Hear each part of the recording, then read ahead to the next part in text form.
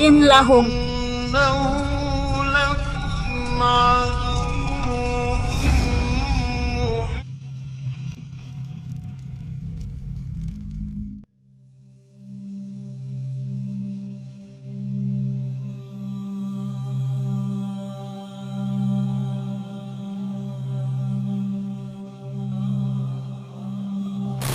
এর মানে হলো মনস্তাত্ত্বিক, শারীরিক বা অলৌকিক উপায়ে একজন ব্যক্তির চিন্তাভাবনা, আচরণ, আবেগ এবং সিদ্ধান্ত নিয়ন্ত্রণ করা। এর অর্থ হলো সমালোচনামূলক এবং স্বাধীনভাবে চিন্তা করার ক্ষমতা হ্রাস করা, যাতে তার মনে নতুন অবাঞ্ছিত চিন্তাভাবনা এবং ধারণা প্রবেশ করানো যায় এবং তার মনোভাব, মূল্যবোধ এবং বিশ্বাস পরিবর্তন করা যায়।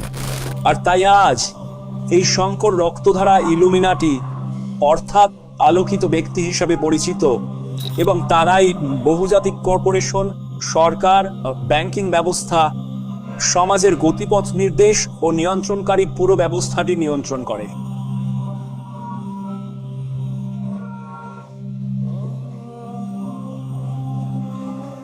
সে বিষয়ে পরে আরো বলা হবে।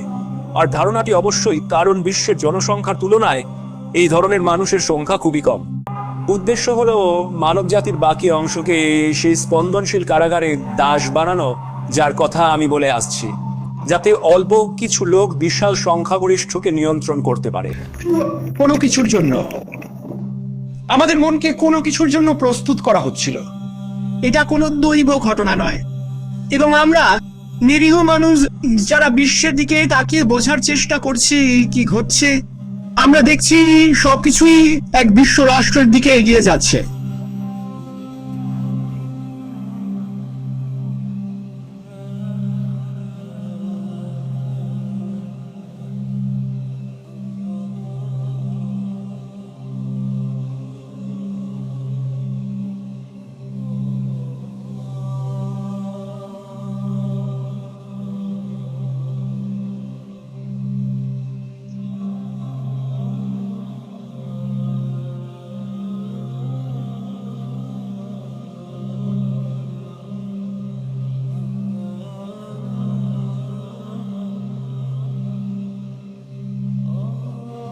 মার্কেট সেগমেন্টেশন বা বাজার বিভাজন হলো অর্থনীতির একটি পরিভাষা, যা বিভিন্ন বৈশিষ্ট্যের উপর ভিত্তি করে একটি সমাজকে বিভিন্ন দল বা বিভাগে বিভক্ত করার প্রক্রিয়াকে বোঝায়।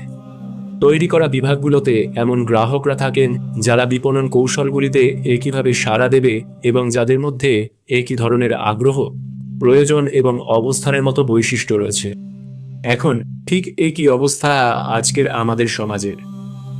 অভিজাত শ্রেণী সমাজকে বিভক্ত করছে এবং সমাজের প্রতিটি বিভাগের জন্য নির্দিষ্ট কার্যক্রম সরবরাহ করছে, এবং এই বিভাজন প্রক্রিয়াটি তাদের পার্থক্য, তাদের লিঙ্গ, তাদের বয়স, তাদের জীবনযাত্রার মানও, তাদের জাতি, তাদের দেশ, তাদের চাহিদা, তাদের আগ্রহ এবং তাদের বোঝার স্তর অনুযায়ী করা হয়।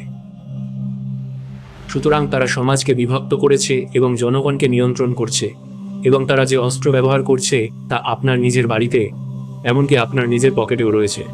এর একটি কারণ আছে, শিক্ষার এই খারাপ অবস্থার একটি কারণ আছে, এবং সেই একই কারণে এটি কখনো কখনো কখনো ঠিক হবে না। এটা আর কখনো ভালো হবে না, এর আশা করবেন না। যা পেয়েছেন তা নিয়েই খুশি থাকুন, কারণ এই দেশের মালিকরা তা চায় না। আমি এখন আসল মালিকদের কথা বলছি, সেই বড় ধনী যারা আসল মালিক, সেই বড় ধনী ব্যবসায়িক স্বার্থ যারা সবকিছু নিয়ন্ত্রণ করে এবং সমস্ত গুরুত্বপূর্ণ সিদ্ধান্ত নেয়। রাজনীতিবিদদের কথা ভুলে যান, তারা অপ্রাসঙ্গিক। তাদের রাখা হয়েছে আপনাকে এই ধারণা দেওয়ার জন্য যে আপনার পছন্দের স্বাধীনতা আছে। আপনার নেই, আপনার কোনো পছন্দ নেই, আপনার মালিক আছে, তারা আপনার মালিক, তারা সবকিছুর মালিক, তারা গুরুত্বপূর্ণ জমির কর্পোরেশনগুলির মালিক এবং নিয়ন্ত্রক। তারা অনেক আগেই senate, Congress, state house, city হল কিনে নিয়েছে। বিচারকরা তাদের পকেটে, এবং তারা সমস্ত বড় মিডিয়া কোম্পানির মালিক। তাই আপনি যা কিছু খবর এবং তথ্য শোনেন তার প্রায় সবই তারা নিয়ন্ত্রণ করে। তারা যা চায় তা পাওয়ার জন্য প্রতি বছর বিলিয়ন বিলিয়ন ডলার লবিং করে ব্যয় করে। তুমি সত্যটা সহ্য করতে পারবে না। শোনো, আমরা এমন এক জগতে বাস করি যেখানে দেওয়াল আছে, এবং সেই দেওয়ালগুলো বন্দুকধারী মানুষদের আমরা দেখি লোকেরা ফ্রিম্যাসন অর্ডার, ইলুমিনাটি, আন্তর্জাতিক ব্যাংকার, জায়নবাদী, ভিনগ্রহের চেতনা নিয়ে কথা বলছে।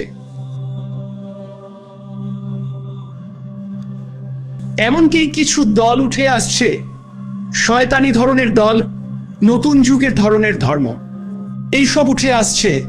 এবং আমরা বেশিরভাগ ক্ষেত্রে এই যা দেখতে পাই তা হলো এই সমস্ত দল একটি শক্তিকে উপাসনা করছে।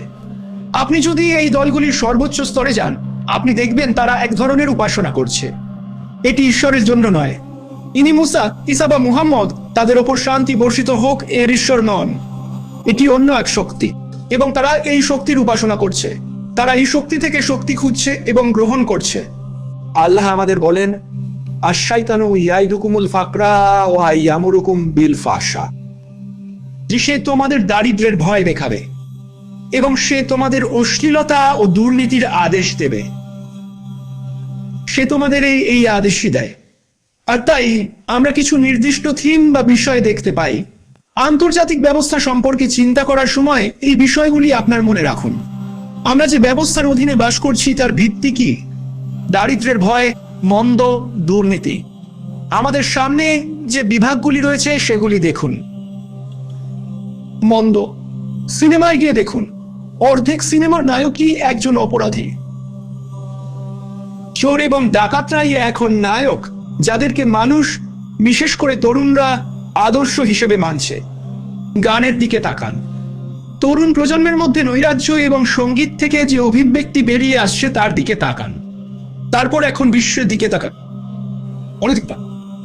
কিন্তু তারপর আপনি এটি সিনেমাতে দেখেন, আপনি এটি বিভিন্ন অনুষ্ঠানে দেখেন, এবং আমাদের নিজেদের কিছু মুসলিমরাও দেখছে, বিশেষ করে বোনেরা দিনের বেলায় দেখছে। তারা ডেইজ অফ আওয়ার লাইফস এবং সোপ অপেরা দেখছে, এবং আপনি জানেন কে কার প্রতিবেশীর সাথে ঘুমাচ্ছে এবং এই ধরনের জিনিস। এবং তারপর তারা এমনকি অনুষ্ঠানটি টেপ করে, তারা অনুষ্ঠানটি টেপ করে রাখে যাতে বাড়ি ফিরে এটি দেখতে পারে।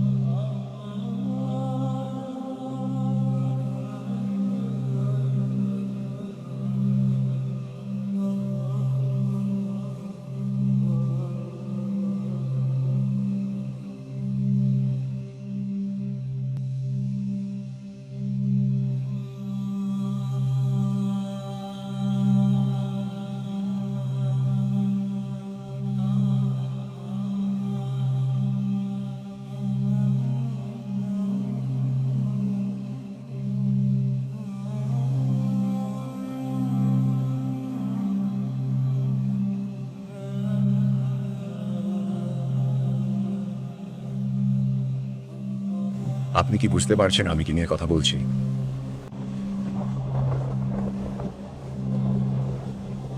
আপনি কি জানতে চান এটা কি?